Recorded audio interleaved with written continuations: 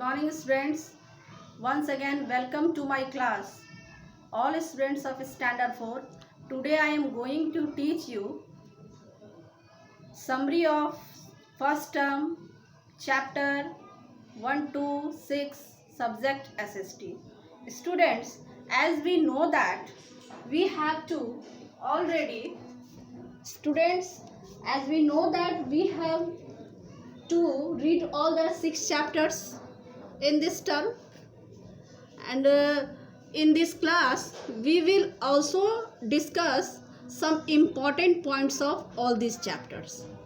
Our first chapter is study of the past.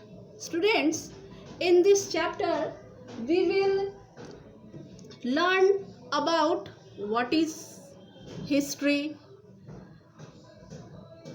how many parts are divided into history, why we need to know history, and why it is need to compartmentalize history. Okay, so first we start what is history. Students, history is the study of the past event, particularly in human affairs. Okay, our past time period is divided into prehistory and history. Students, historians divided history into two parts: prehistory and history. Prehistory, the period of history before the invention of the writing. And what is history? History refers to the period after the invention of the writing. Okay, and why we need to study history? Students, because to develop, to know our past, to know about human culture and civilization, to lead a better life, to know about the kings and the ordinary people. Okay, why we need why we need to know history? Because to know our past, to know about human culture and civilization, to lead a better life, to know the kings and the ordinary people, to develop important skills and qualities. Okay, and students, in our next topic is why it is need to compartmentalize history into the ancient, medieval and modern history, because it is very necessary to understand it in a chronological order. Okay, so students, in this chapter we will learn what is history, why we need to know history, why it is necessary to compartmentalize history, ancient, medieval and modern history. Okay, so in this chapter we learn in these points. Students, in second chapter, our second chapter is evidences in history. What is the second chapter? Evidences in history. The sources of history are divided into two types. Okay, students, in this chapter we will discuss sources of history. Okay, sources of history. Historians divided it into two parts: the archaeological and the literary. Okay, archaeological and literary. Students, in archaeology we study about the human history and the prehistory through the excavation of sites, analysis of artifacts and other physical remains. Okay, and what is the sources of archaeological? The sources of archaeological sources are the most direct evidence for the study of history, and these sources are inscriptions, coins, monuments, artifacts. Okay, so archaeological sources is inscriptions, coins, monuments, artifacts. Okay, and literary sources. Literary sources. The literary sources of information for the study of history, including religious literature. Okay. The literary sources of information for the study of history include religious literature, secular literature, and the accounts of the foreign travelers. Okay. So it is divided into two groups because it is easy for us. Okay. So in this chapter we will learn about what? We will learn about sources of history. Okay. So why it is need to preserve sources of history? Because the historical and archaeological sources are the keys to know our past. Okay. So this is the second chapter, the main points of these chapters. And the third chapter is almanac. Students, our third chapter is what? Our third chapter is almanac. Almanac is an annual calendar and it highlights important dates and statistical information.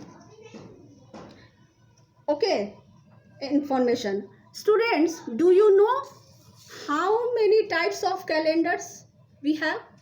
We have two types of calendar, Gregorian calendar and the Shaka calendar. Okay. Students, do you know what is Gregorian calendar? The Gregorian calendar was introduced in October 1582 by the Pope Gregory XIII. Okay. The Gregorian calendar was introduced in October 1582 by Pope Gregory XIII. It was named after Pope Gregory XIII. Okay. In this calendar, the first month is January and the last month is December. And this calendar is solar calendar. And this calendar is used widely all over the world. Okay. And in this calendar, leap month is February. And students, what is Shaka calendar? Okay, Shaka calendar. Shaka calendar is our national calendar. Okay, what Shaka calendar is our national calendar. It is adopted by 1957. Okay, and in this calendar, 12 months in a year. Same. Gregorian calendar also 12 months in a year. In this calendar, Shaka calendar, 12 months in a year. But the starting month is Chat and the last month is Falgun. In this calendar, the leap month is Chat.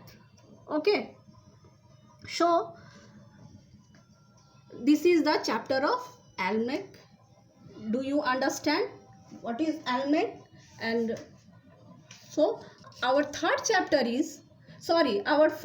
is responsibilities of a good citizen. Students, it is very important chapter. In this chapter, we learn about responsibilities of a good citizen. Okay.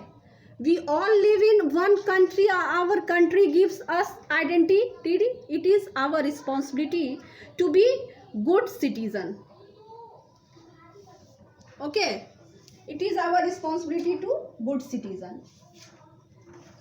Students, these are some responsibilities of good citizen that every person must follow. These responsibilities do not only improve our surrounding, but also give inner peace to us. Okay.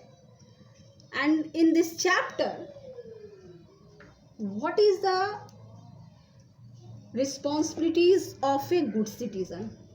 The responsibilities of a good citizen to abide by the constitution and its spirit, elegance, to pay taxes, to cast vote, obedient to the laws, to uphold and protect the sovereignty, unity and integrity of India, to protect and improve the natural environment. Okay, so this is the responsibilities of a good citizen. Okay.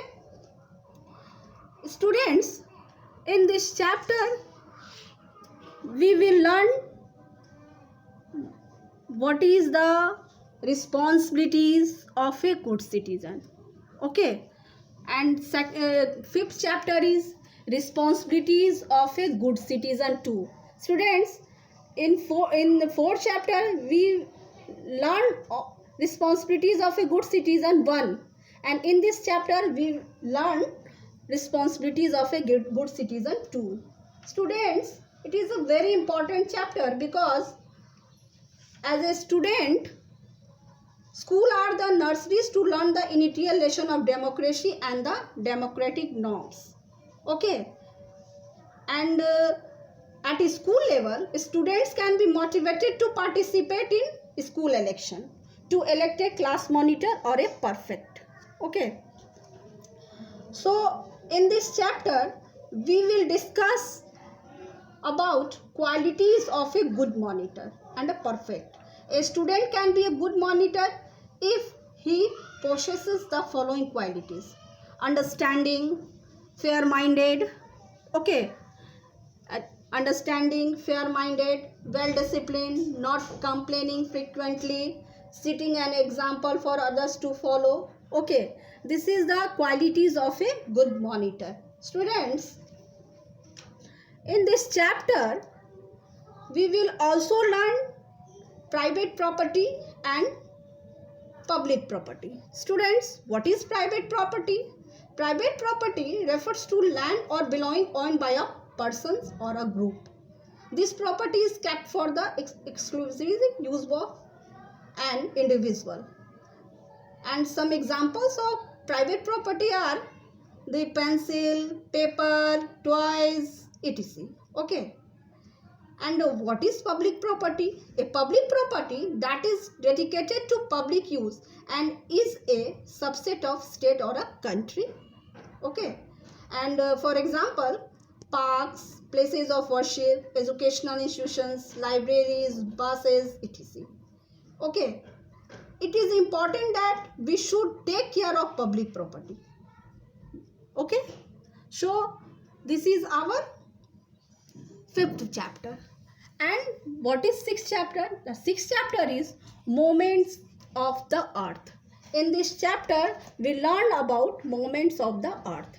Every day we notice that the sun rises in the east and sets in the west. It appears that the sun is moving continuously. Okay, the sun is stationary and the earth is moving around it. All the planets including our earth are moving around the sun. Each planet has two motion. Okay, each planet has two motion, and the motion is rotation and revolution.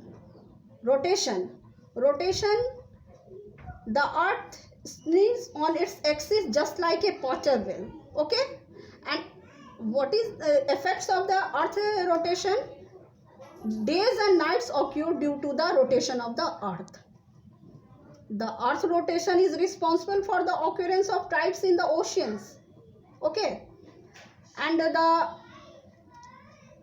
what is revolution? Revolution, the movement of the earth around the sun is known as its revolution. The earth takes 365 days, 5 hours, 48 minutes and 45 seconds to complete one revolution.